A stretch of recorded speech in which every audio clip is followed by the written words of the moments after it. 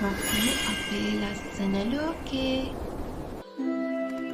ඔන්න පුංචි දුවේ පුතේ එක කැලෑවක කෙළවරක තිබුණ ලස්සන පුංචි ගෙදරක්. ඒ ගෙදර හිටියා හාපැංචි. දවසක් එයා කෑම හොයන්න යන්න පිටත් වුණා.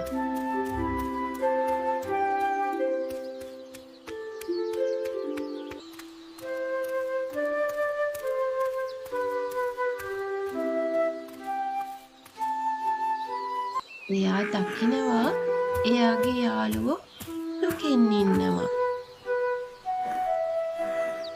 යාළුවනේ, ඔයාලා මෙහෙම දුකෙන් ඉන්නේ ඇයි? මිනිස්සු ගස් කපලා ගියා. අපේ කැලේ විනාශ වුණා. අනේ යාළුවේ, අපිට අපේ ගෙදරත් නැති වුණා. හරි යාළුවනේ, අපි ඒ පැත්තට ගිහින් බලමු.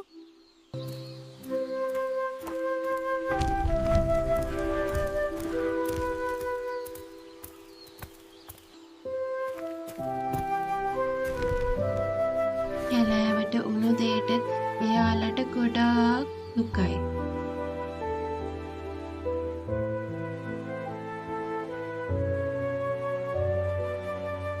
යාළුවනේ, අපි මේ කැලෑව ඉස්සර වගේම ලස්සන කරගමු. මම ඉක්මනට ගෙදරට ගිහින් එන්නම්. හාපැංචා ගෙදර ගියා. අන්න අපේ හාපැංචා එනවා යාළුවනේ.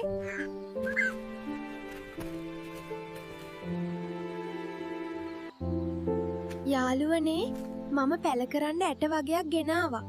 අපි එකතු වෙලා මේවා පැල කරමු.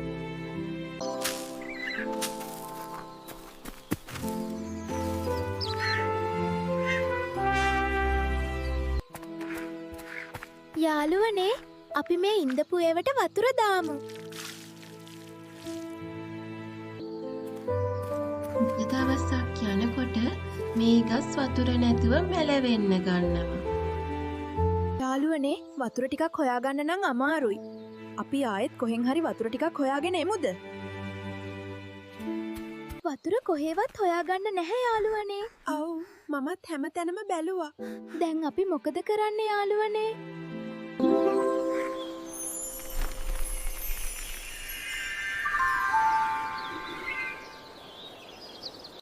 මම දැර්කා ඔයාලා ගොඩාක් මහන්සි වෙනවා මේ පැල හිටවන්න.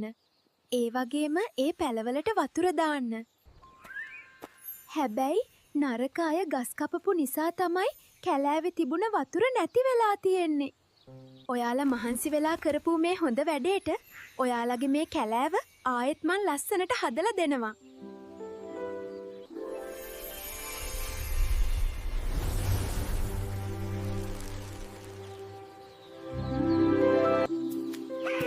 ආයෙත් මේ කැලෑවේ යාළුවෝ ටික සතුටින් ජීවත් වුණා. ඉතින් පුංචි දුවේ පුතේ ඔයාලත් මේ ගස්වැල් වලට වගේම සතුන්ටත් ආදරය කරන්න.